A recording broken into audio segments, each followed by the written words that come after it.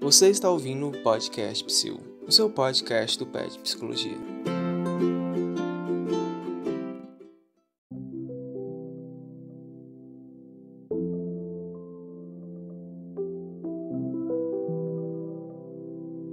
Olá, gente! Aqui quem fala é a Tanise. Eu estou aqui junto com a Ana Carolina, do PET. Olá, gente! Estarei com vocês hoje nesse podcast também. Eu também estou aqui com a nossa convidada, Renata Monteiro. Gente, eu sou Renata Monteiro, sou professora da Universidade Brasileira do Departamento de Nutrição, sou nutricionista e psicóloga, também formada pela UNB. Muito obrigada, Renata. Um prazer estar aqui com você. Seja bem-vinda. Muito obrigada. Hoje nós vamos falar sobre a psicologia e a alimentação. Então, eu gostaria aqui de perguntar para você, né? Como é que foi essa sua trajetória, né? Você falou que é formada em nutrição, mas eu quero muito saber, assim, tipo, qual que é a sua trajetória de vida? Como você chegou até aqui? Bom, eu me formei em 1995 em nutrição, mas a minha história entre a nutrição e a psicologia começou na decisão do vestibular. Eu fiquei entre fazer nutrição ou fazer psicologia lá em 1994, quando eu terminei o ensino médio. E naquele momento, eu no UNIT escolhi nutrição. E passei no meu primeiro vestibular, cursei a nutrição apaixonada, me apaixonei pelo curso. Sei que foi a melhor escolha naquele momento, mas sempre fiquei com a vontade de fazer psicologia, ainda mais fazendo nutrição, sabendo da interface entre as duas áreas. Ao mesmo tempo que eu formei pela UNB em 98, mas eu queria ser professora da universidade. Então, eu sempre fiz meu processo de formação para retornar para ser professora da universidade. Então, eu fiz o mestrado na nutrição, fiz especialização na saúde pública, porque é minha área de atuação na nutrição, na nutrição e saúde coletiva, mas nunca perdi essa vontade de juntar as duas áreas. Então, quando eu fui fazer o doutorado, eu entrei no processo seletivo da psicologia social. Então, o meu doutorado é na psicologia social. Então, eu fui estudar a relação da formação de hábitos alimentares de crianças e adolescentes frente à publicidade de alimentos. E em 2015, eu resolvi retornar para a graduação em psicologia, já num outro momento da minha vida, e fiz a graduação aí e me formei o ano passado, em 2020. Então, você falou um pouco sobre a sua trajetória, como foi, né, esse percurso mesmo entre a psicologia, entre a nutrição. Eu queria saber mais especificamente agora, né, nesse momento, como tem sido a sua atuação, tanto na psicologia quanto na nutrição, como tá, né, nesse momento atual, como tem sido esse momento atual, assim, você está mais em um local, está mais em outro, está nos dois locais? Queria que você contasse um pouco pra gente, por favor. Bom, isso. Eu tenho tentado a psicologia desde que eu fiz aí meu processo da primeira especialização em saúde coletiva e educação em saúde. Ela passou a fazer parte do meu processo de pesquisa. Então, eu tive excelentes professores na época que eu fiz a especialização em saúde coletiva. E desde 2001, 2002, eu me aproximei dos aspectos, para estudar os aspectos determinantes psicossociais, determinantes da alimentação. Então, tanto na minha especialização, que é comportamento de consumidores, frente ao uso na época da rotulagem de alimentos, como é que acontecia esse processo de escolha para a adoção de hábitos alimentares saudáveis. E depois, quando eu retornei para pesquisar isso no doutorado, a metodologia que é usada pela psicologia sempre fez parte desse processo meu de pesquisa. Então, o olhar para a nutrição sempre foi um olhar dos determinantes psicossociais. Eu trabalho como professora como eu comentei na minha apresentação, sou professora da Universidade de Brasília na área de nutrição e saúde coletiva, trabalho no ambulatório de nutrição e saúde mental no hospital universitário, sou responsável pelo ambulatório. Então, é isso. Eu trabalho com os aspectos psicológicos dentro da nutrição, mas desde 2018 eu venho sendo, antes como estudante, como estagiária do CAEP, venho fazendo atendimento junto ao CAEP da UNB, na psicologia, primeiro como estagiária e depois que eu me formei, continuo como voluntária, né? Então, eu sigo atendendo a psicologia como voluntária também na Universidade de Brasília. Nossa, Renata, que incrível, né? Muito legal isso, você continuar atendendo como voluntária, né? Você mostra que você realmente gosta, né, da psicologia, tanto quanto da nutrição. Adoro. E eu queria também te perguntar agora um pouquinho mais sobre como você vê a relação das pessoas com a alimentação, né? Tanto esse aspecto, né, comportamental, mas também tipo, os contextos culturais, né? A importância das refeições e dos alimentos.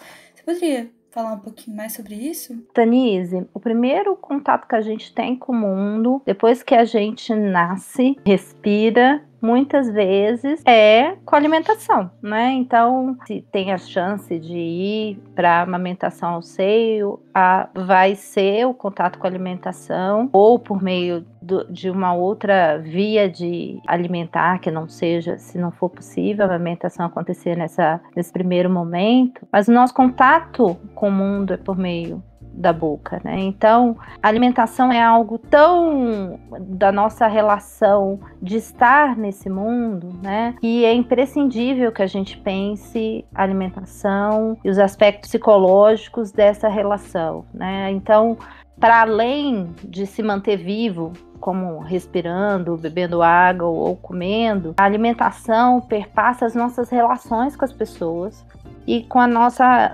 estar no mundo, né? Se eu escolho comer um alimento, a gente escolhe isso a partir das nossas experiências anteriores com a alimentação, escolhe isso por conta de uma memória afetiva que o alimento pode trazer, né, a relação que aquele alimento me foi apresentado, ou porque eu gosto, ou porque eu escolho um alimento porque ele é saudável ou não. Então, do mesmo jeito que a gente muitas vezes se encontra à mesa ou não, os alimentos, eles fazem parte dessa nossa relação com o mundo e de estar no mundo. Vamos pensar aí na pandemia agora, né? Até a relação da pandemia tem uma relação com esse comer, né? Não só pela forma da gente estar se colocando, mas também a pandemia acabou se instalando por conta de uma relação com a alimentação. Às vezes a alimentação e a nossa relação com ela vai permear, inclusive, a nossa existência. Nossa, muito importante você trazer isso, né, sobre no início da pandemia, realmente, né, houve um racismo, né, muito grande contra as pessoas chinesas, né, a população chinesa, e um preconceito, assim, quanto ao que elas estavam comendo, né? Então, realmente, assim, foi uma coisa muito forte, foi um momento muito marcante para mim também. A gente pensar como questões culturais impactam, né, nas escolhas dos alimentos também. Isso, obviamente, se aproveitou o momento para a xenofobia, né? Mas a gente faz isso o tempo inteiro culturalmente, né? Essas escolhas que fazem com que a gente tenha a oferta maior ou o consumo maior de um alimento ou outro o tempo inteiro ao longo da nossa história desde que a gente está na Terra, né? Então, a nossa forma de se relacionar com a comida foi mudando, inclusive, a nossa forma de produção.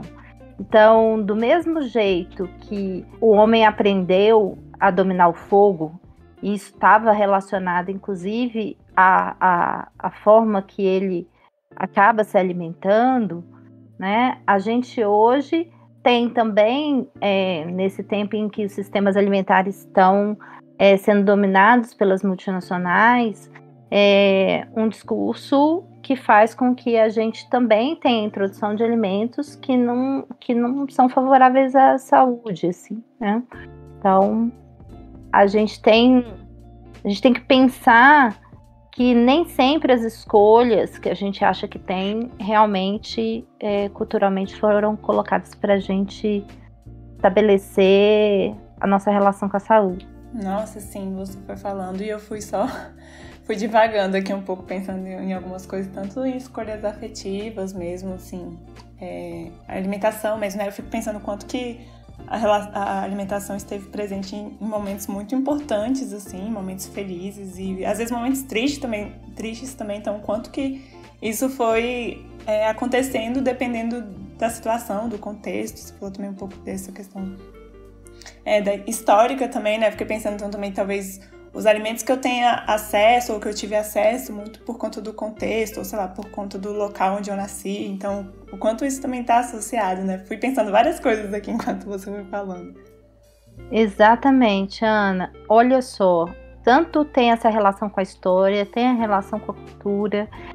Pensa aí que toda vez que você vai se encontrar com alguém, normalmente algo para comer tem, ou pelo menos um cafezinho, né? Então, até mesmo o que a gente consome, o tipo de encontro, ele traz aí, emana aí comidas diferentes, né? E o quanto isso tem... A gente às vezes nem para pensar nisso, né? Mas todos esses alimentos que são evocados, o quanto eles participam, ou até mesmo o quanto que alimentos, a forma que a indústria apresenta alguns alimentos, o quanto isso evoca em nós comportamentos que são culturais e que nos trazem, e às vezes a gente nem está vendo que a gente está sendo pautado por outras escolhas que não são realmente, necessariamente as nossas, né? Nossa, Renata, você acabou de me lembrar de uma situação. Eu sou fã de um grupo coreano, sul-coreano, né, de música, e eles lançaram uma parceria recente junto com uma rede de fast food muito famosa. E eles lançaram, tipo, um lanche que inclui carne de frango, né? E eu, como sou fã deles, ontem eu fui comprar esse lanche. Só que eu sou vegetariana. E só porque eles lançaram essa parceria com essa rede fast food e porque eu gosto muito deles, eu pensei, não, eu quero comer, eu quero provar o molho que veio dentro do lanche, eu quero tipo, viver essa experiência, sabe? Estar mais próxima deles de alguma forma. Então, agora que você comentou sobre isso, né, sobre como muitas escolhas que a gente faz não são necessariamente nossas e muitas vezes elas vão até mesmo contra os nossos valores, né? Porque eu não como carne e eu não comi ontem também. Eu comprei e dei pra minha irmã. Mas a experiência, né, de estar lá, de ter comprado aquela comida e de ter encontrado algumas amigas minhas, né? E, enfim, pra conversar sobre a banda e apreciar mesmo, assim, aquele contexto. Foi, assim, realmente... Agora que você falou, eu não tinha parado pra pensar nisso, mas foi realmente uma coisa que eu fiz só por causa deles. Por causa desse grupo que eu gosto. Eu sei, eu achei muito interessante você comentar sobre isso. Pois é, Danise, que legal você trazer experiência. Imagina que isso acontece, o que aconteceu ontem com você, de ter ido experimentar isso porque foi produzido com a banda que você gosta, acontece desde a sua infância. Lembra aí do salgadinho de pacote, onde a publicidade mostrou para você que você seria incluída naquele grupo se você comesse daquele salgadinho de pacote. O refrigerante que você só ia estar feliz se você trouxesse aquela bebida gaseificada, o refrigerante, para o centro da cena em você estar no grupo. Isso acontece na publicidade desde que você é pequeno, né? E não é porque a gente se tornou adulto que a gente e adquiriu, né, aí a capacidade de separar a publicidade do que é de fato desejo, vontade, que a gente deixa de ser influenciado, né? Então, que legal você trazer esse fenômeno que aconteceu com você ontem, que é isso, a gente continua sendo pautado a vida inteira por essas relações que não são apresentadas, às vezes até de maneira subliminar, né? Tem empresas que têm produtos que eles chamam, que eu já estudei por eu ter começado a estudar a alimentação, a relação com a psicologia, pela psicologia do consumidor, tem um trabalho consumidor infantil que eles criam produtos que são do berço ao túmulo. O que é isso?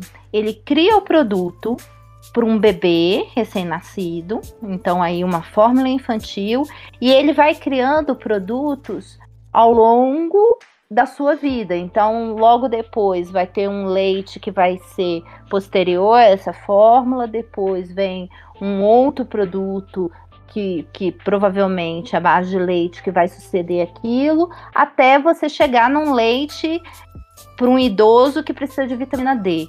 Então, e muitas vezes com discurso de saúde, né? Então vai se criando produtos para que você seja fiel a uma determinada marca, a uma determinada empresa, né? E provavelmente eles, acreditando nisso, investiram na banda coreana que você admira. Estou chocada. Nossa, eu também estou impressionada aqui o quanto que essa relação mesmo de consumo, de mercado, de capitalismo, de tudo, quanto que isso também...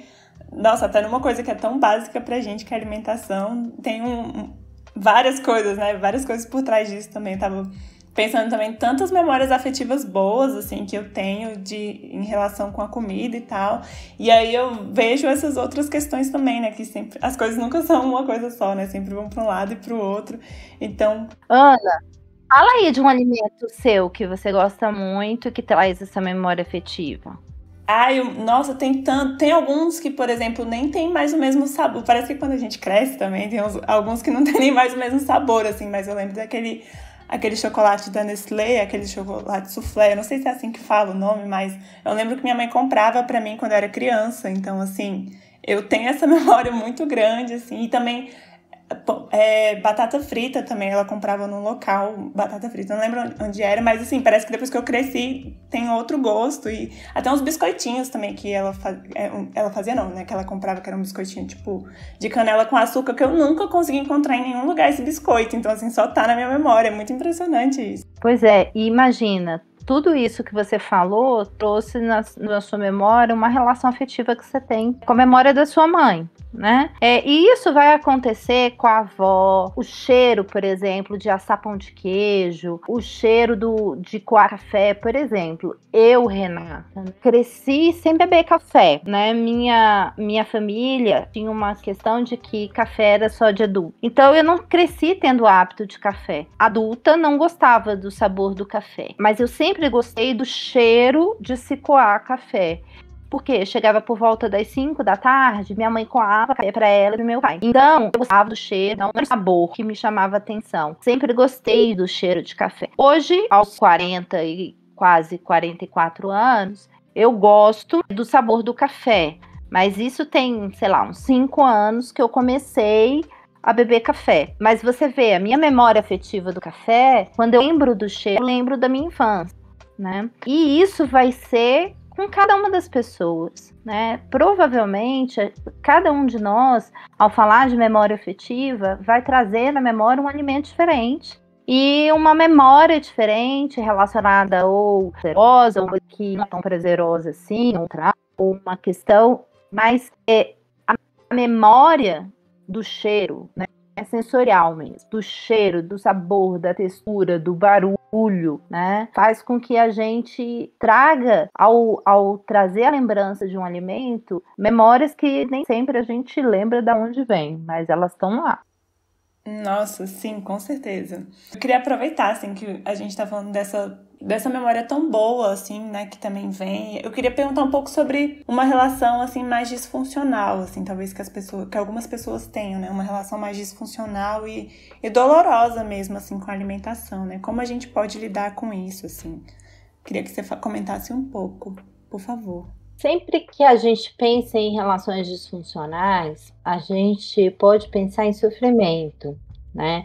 Então, a comida pode ser uma expressão, né? A relação com a comida, com o comer, pode ser uma expressão desse sofrimento, Então, sempre é importante a gente pensar se eu não comer um alimento, não é um problema por si só. Necessariamente vai ser uma questão importante se tiver sofrimento envolvido. Então, ao pensar que eu busco sempre comer alimentos saudáveis, isso não é um problema em si, se não sofrer com isso, se eu não evitar relações sociais, porque eu tenho vontade de só comer alimentos saudáveis, mas a partir do momento que eu passo a evitar relações com as pessoas, ou comer na frente de pessoas, ou deixo de comer alimentos preocupada se eu engordo, se eu emagreço, eu acho que é importante parar para pensar o quanto que esse comportamento disfuncional já virou algo que está causando um processo de sofrimento dessa pessoa. Né? Então, sempre que eu escuto uma mãe falar assim, meu filho não come, né? Às vezes, essa mãe, não necessariamente do filho dela não come o que ela quer, então ela acha que é um problema, mas muitas vezes a criança come, só que não exatamente. Então o sofrimento aí precisa avaliar se realmente isso é disfuncional ou só a criança só não gosta de comer aquele alimento que pode ser comum na família, né? Então, acho que às vezes a preocupação que a gente tem nesse tempo que a gente está de pandemia, por exemplo, eu vejo que as pessoas têm ficado muito angustiadas com essa relação com a comida. Será que eu estou comendo demais? Será que eu estou comendo de menos? Aí surgem piadas a respeito disso, né? Mas a relação disfuncional, ela realmente causa sofrimento. E só quem sofre sabe exatamente que aquele comportamento é uma coisa que faz com que, nesse momento, a piada não fique engraçada, né? Muito obrigada por você ter trazido isso, porque realmente acho que é uma questão que pesa muito, né? Acho que não só durante a pandemia, assim, mas na vida das pessoas, né? E aí, no caso de transtornos alimentares, né? Transtornos de imagem, até mesmo a gordofobia, né? Todas essas questões interferem, né, na relação que a gente tem com a comida. E eu queria muito, assim, aprofundar um pouco esse assunto também, até porque, por exemplo, na minha graduação eu nunca tive contato com esses temas, né? E eu fico me questionando, assim, como que a psicologia pode entrar, né, e atuar em relação a isso. Você pode falar um pouco sobre isso? Em 2016, eu interrompi minha graduação, tranquei o semestre aí e fui fazer meu pós-doutorado no ambulatório de transtornos alimentares na Universidade Federal da Bahia. Era um ambulatório que já existe agora, hoje, há 15 anos, e trabalha como centro de referência em transtornos alimentares não só na capital, Salvador, mas vindo de todo o estado da Bahia. A gente tem centro de referência como esse no Brasil inteiro. E foi uma experiência muito importante para mim, até mesmo quando eu retornei para finalizar meu curso de graduação da psicologia, porque a gente observa que a psicologia, na inserção do trabalho interprofissional e interdisciplinar, ele é extremamente importante. A gente tem várias abordagens que trabalham com as questões dos transtornos alimentares e do sofrimento relacionado ao comer ou na relação com o corpo, e tanto abordagens, né, que tem aí uma relação mais com comportamento observado, quanto abordagens aí que vão para a questão da psicanálise ou para outras abordagens, a gente tem a TCC também, né? Elas podem ter um impacto importante nesse tratamento interprofissional. Então,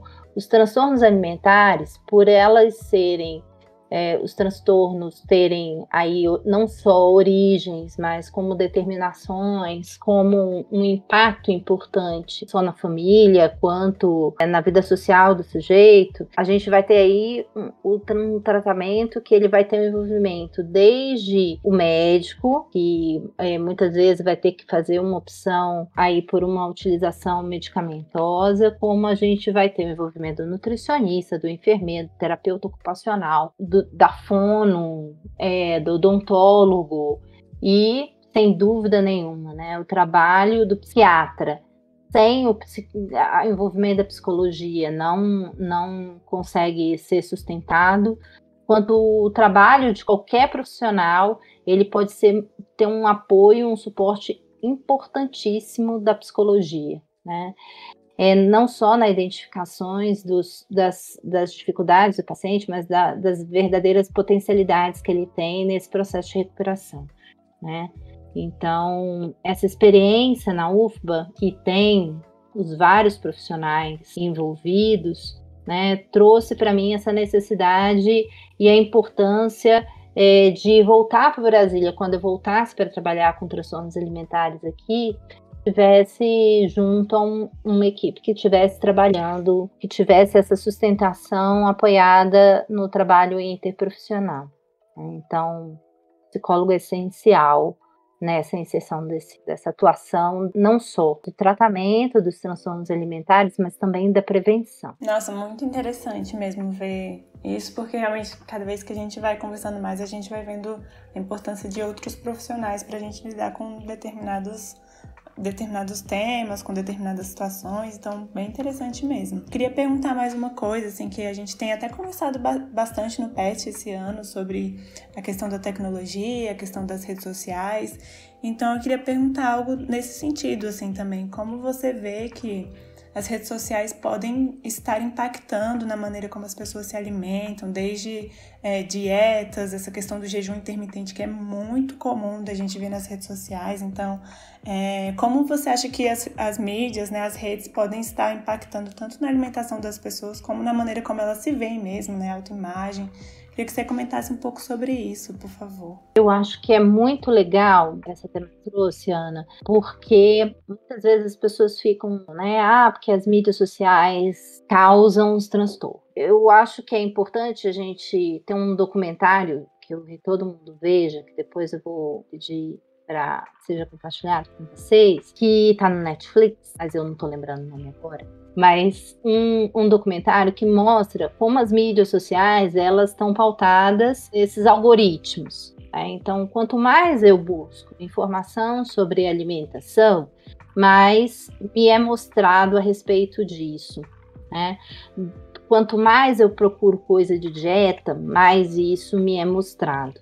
Né? Então, isso é importantíssimo para a gente pensar que a gente vai ter uma mídia que vai estar fortalecendo algo que eu já tenho, talvez, a busca por isso, ou o comportamento que eu já tenho mantido, ou os meus pares têm mantido. Então, hoje, as mídias sociais deixam muito fácil não só a informação, não necessariamente uma informação de qualidade, né? Então, a gente tem muita fake news, do mesmo jeito que a gente tem fake news sobre qualquer coisa de saúde, sobre vacina, sobre coronavírus, a gente tem sobre alimentação, né?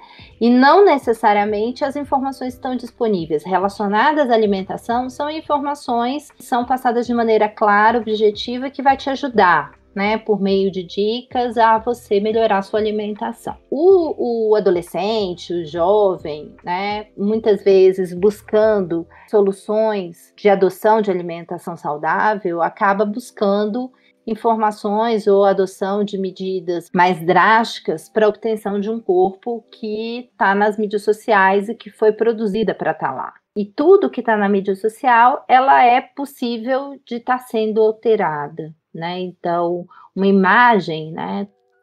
Quando você posta, Ana, ou você, Tanise, postam uma foto de vocês nas mídias sociais, vocês não vão necessariamente botar aquela foto que vocês tiraram de primeira. Às vezes a gente tira 10, 15 fotos para postar nas mídias sociais.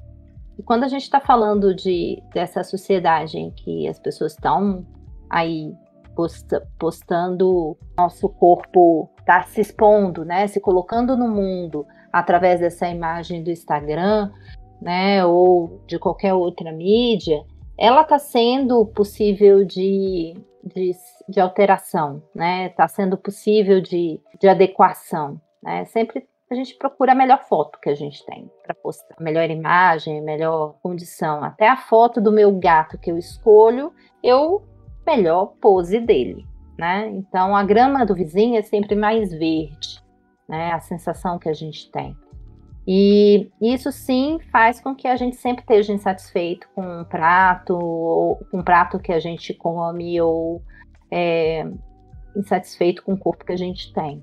E isso vende, né? E vende muito. As mídias favorecem essa insatisfação que levam com que a gente tente resolver essa insatisfação e esse sofrimento através de compra de uma coisa que está posta. Favorecer uma dieta, as pessoas falarem que eu preciso ter foco, força e fé para ter um corpo saudável, sempre favorece que a gente esteja insatisfeito com o que a gente faz. Porque nem sempre a gente tem tanto foco, tanta força e tanta fé quanto aquela pessoa que postou a melhor foto na internet acaba colocando, né? Então, a dieta, às vezes, parece sempre melhor do que a minha, porque eu não pareço conseguir aquela alimentação que todo mundo posta. Então, a gente tem que... Será que esse mundo fake é real? Eu tenho dúvidas. Nossa, com certeza. Inclusive, acho que essas redes, né, essa forma como a gente se relaciona também com as redes e o que a gente procura, né, nelas, é também uma forma de autoflagelação, assim, né, dependendo do caso. Eu percebi, assim, tipo, pelo menos durante agora a pandemia, agora vem, assim, o desabafo, mas a relação que eu comecei até de culpa mesmo, né, por comer. Quando eu não tô me exercitando, quando, na verdade, eu só fico o dia inteiro na cama, né, depressiva, mas eu continuo comendo. Então, assim, acho que tudo que a gente vê, tudo aquilo que a gente enxerga, né, pode gerar sentimentos na gente. E, às vezes, esses sentimentos acabam sendo descontados, né, de alguma forma, na relação com a comida, né. Então, faz todo sentido. Isso pode acontecer mesmo. A gente pode, às vezes, estar satisfeito com alguma coisa e descontar na comida. Mas nem toda.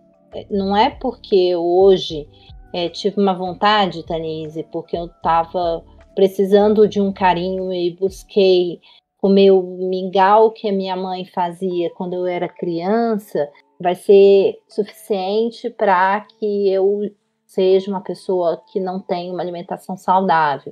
Foi legal, e você falou, né? E no início da pandemia, gente, o que teve de vídeo de pessoas que faziam yoga, faziam pão, que mais que a gente viu aí? Tava fazendo alguma coisa para melhorar o planeta. Eu não sei vocês, mas eu ficava sempre com a sensação que eu estava fazendo nada naquele momento. Por mais que eu estivesse trabalhando loucamente, que eu estivesse tentando inventar novas possibilidades de ensino, mesmo que eu estivesse inventando como continuar atendendo meus pacientes, seja na nutrição ou na psicologia, da melhor forma, já que estava todo mundo nessa situação, mas a sensação que eu tinha era sempre que não estava fazendo o suficiente. E aí, semana passada, uma colega minha, nutricionista, até comentou, falou assim, gente, eu sempre tenho a sensação que os meus colegas comem muito melhor do que eu como nutricionista, porque os pratos são maravilhosos e incríveis sempre. Aí a gente brincou, falou assim, até parece que todo mundo come isso sempre, né? A verdade é que a gente posta aquele melhor prato do dia, o melhor prato da semana, ou faz o prato para postar, né? Então, pensa que muito da nossa tristeza, da nossa ansiedade está sendo criada para que a gente seja achando que a gente está incompetente. E nem todo mundo que postou que fazia yoga todo dia, fazia pão todo dia, estava fazendo pão todo dia. Eu ouvi dizer assim, eu tirei foto do pão para a semana inteira, né? Então, é engraçado, mas ao mesmo tempo é isso. A gente não tá no nosso tempo, não existe novo normal. Esse tempo em que a gente tá, ele tá fazendo com que a gente olhe e realmente ache meio esquisito isso que a gente está fazendo e se comportando com relação não só à alimentação, com o corpo, porque tem um transtorno alimentar que ele não está descrito, tá?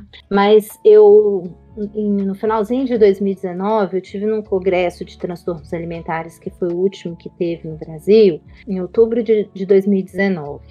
E veio uma pesquisadora americana, ela veio e foi muito importante para mim escutar sobre isso, e eu vou compartilhar com vocês agora, que é um transtorno que não está descrito, mas que ela tem um ambulatório só sobre isso, né, lá nos Estados Unidos, que é pessoas que não comem compulsivamente, mas se mantêm num comportamento geralmente muito reduzido de consumo, mas que tem sempre a sensação que são compulsivas. Então elas fazem comportamentos de controle aí do consumo, então aumentam a atividade física ou usam medicamentos de controle, de purgação que a gente fala, né? Comportamentos que parecem bulímicos, mas a bulimia, ele é um comportamento, é um transtorno alimentar que ele está relacionado exatamente a esse comer compulsivamente e usar medidas de controle. Essas pessoas que ela estuda e ela trabalha só com ambulatório disso, são pessoas que mantêm um comportamento muito controlado e que mesmo assim têm comportamentos purgativos, se achando sempre inadequadas, com um consumo muito exagerado. Então, apesar da gente não ter isso, o nome nem está traduzido para o português, né? Ela usa o termo, e a gente, no congresso, isso nem foi traduzido, mas ela descrevendo o quanto que isso é um processo de sofrimento tão importante que precisa de um olhar, mesmo que não esteja documentado no DSM ou no caso no Brasil, no CID, a gente tem isso já descrito na literatura e tem gente trabalhando com isso, né? Então, eu acho que é importante a gente ver que muitos comportamentos, como a Ana Carolina disse na introdução dela no início do programa, esses comportamentos que inicialmente parecem ser só disfuncionais, a partir do momento que eles começam a se combinar e se manifestar como sintomas no comportamento e na relação que tem com comida, com comer ou com as pessoas, precisa ser observado com cuidado, com carinho. Foi muito importante tudo que você nos trouxe aqui, Renata. Agradeço demais, assim, até mesmo esse seu último relato, assim.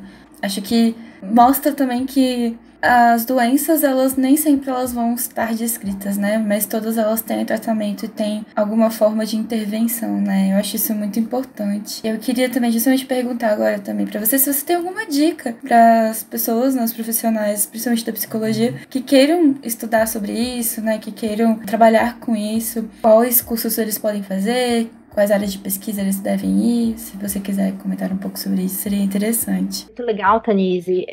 Essa questão de que a gente tem hoje no Brasil alguns lugares que fazem a formação para transtornos alimentares, alguns centros em vários locais do país. Mas, ao mesmo tempo, não necessariamente a gente precisa ir para uma especialização, por exemplo, de transtornos alimentares em São Paulo, no Rio ou no Rio Grande do Sul, né? Às vezes, você pode, a partir da sua abordagem, da sua escolha, trabalho, por exemplo, com terapia familiar, né?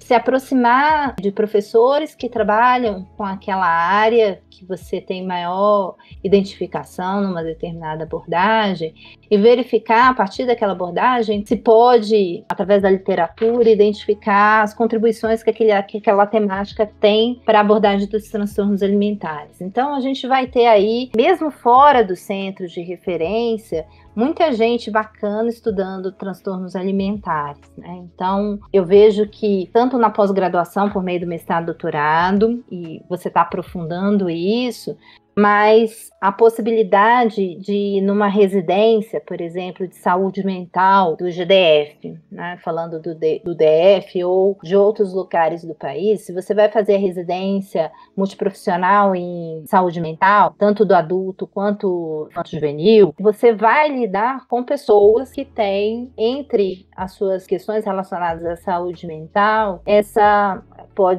a gente vai encontrar muitas vezes esse sintoma sendo manifesto na relação com a comida. E eu vejo que tem muita gente que está tendo experiência muito legal, por exemplo, indo fazer residência.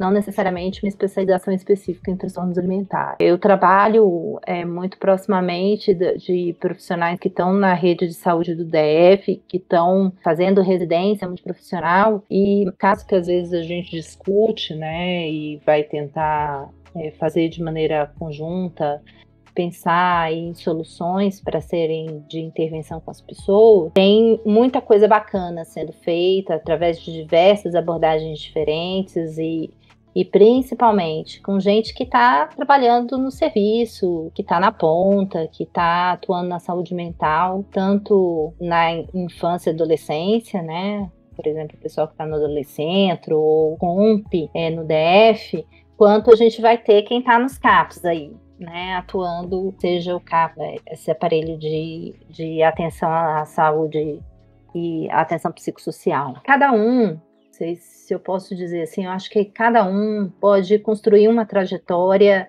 muito bacana, diferente, né, e que faz com que você tenha uma atuação e vá ajudar, a partir da tua abordagem, muitas pessoas, né. Eu já vi dissertação, tese, trabalho de conclusão de curso de especialização vindo das diversas abordagens, diversos cursos de especialização e de formação em psicodrama, em psicanálise, em TCC, que vieram contribuir para a área da compreensão aí dos fenômenos relacionados à alimentação e a relação com o corpo. Nossa, muito interessante, porque realmente são muitos caminhos possíveis aí, né? Bem legal de você trazer um pouco pra gente, trazer pro público também, porque às vezes as pessoas têm dúvidas, né, de onde seguir, e foi bem legal mesmo você ter trazido essas possibilidades pra gente. A gente tá entrando no fechamento mesmo, né, na fase final momento final do nosso podcast. Eu queria perguntar se teve alguma coisa que a gente não perguntou aqui que você gostaria de falar, assim, algo que você acha importante para poder falar para o público ainda. Uma coisa que talvez quem tenha vindo procurar aqui no podcast, trabalhar um pouco com os transtornos alimentares, ou às vezes pegar uma dica ou outra relacionada, como é que se relaciona com a dieta e tal, é de que eu acho que a escuta, né, que vocês vão desenvolvendo aí ao longo da graduação e depois como profissionais, é o principal indicador de que a gente pode ter uma atuação um pouco mais importante relacionada a um sintoma que esteja relacionado à alimentação. Até mesmo na psicologia escolar, trabalhos de prevenção da saúde que podem ser desenvolvidos no espaço da escola, né? E aí o trabalho da psicologia escolar junto ao programa de saúde do escolar, quanto que o psicólogo pode ser importante nesse discurso de prevenção, né? Fazem que a gente tem tanta gente estimulando comportamentos não tão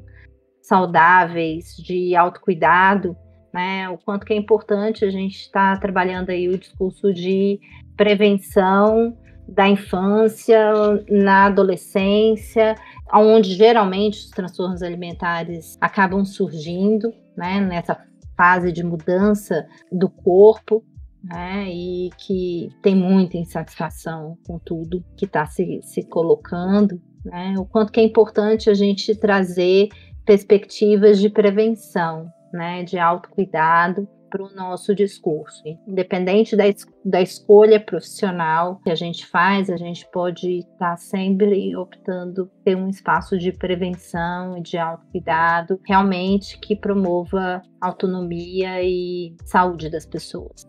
Muito obrigada, Renata. Foi ótimo ter você aqui. Inclusive, eu queria te dizer agora que essa última parte que você falou, realmente, assim, foi uma coisa que eu nunca pensei. Eu gosto muito da área da psicologia escolar e eu estou, assim, impressionada porque eu nunca pensei em trazer sobre alimentação dentro da área da escolar. E acho que isso realmente já abriu, assim, um leque de coisas importantes que a gente deve trazer, né? E que a gente acaba esquecendo. Então, muito obrigada mesmo por relembrar isso, né? Como é importante. E eu queria te perguntar também se você vai querer divulgar as suas redes sociais aqui, né? Algum projeto, alguma coisa assim, para as pessoas ficarem de olho. Eu tenho um projeto de pesquisa e extensão que chama Propaganute, que é o olhar da alimentação e nutrição para diferentes mídias.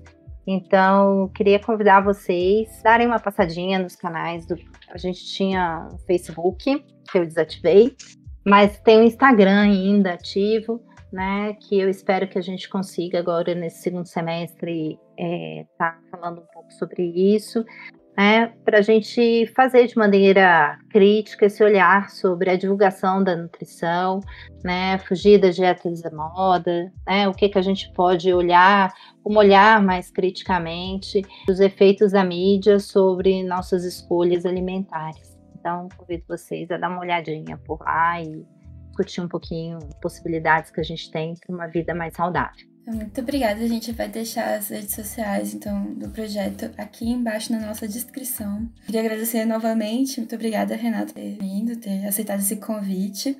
Acho que esse episódio foi sensacional e ótimo. Foi um tema que a gente quase não viu na graduação, né, Ana? Nossa, sim, foi maravilhoso. Vários momentos que eu refleti sobre muitas coisas aqui. Foi muito legal mesmo. Muito obrigada pela participação, Renata. Imagina, eu que agradeço. Estou à disposição de vocês aí na Universidade do Brasil. Então, gente, é isso. Nosso episódio vai terminar por aqui.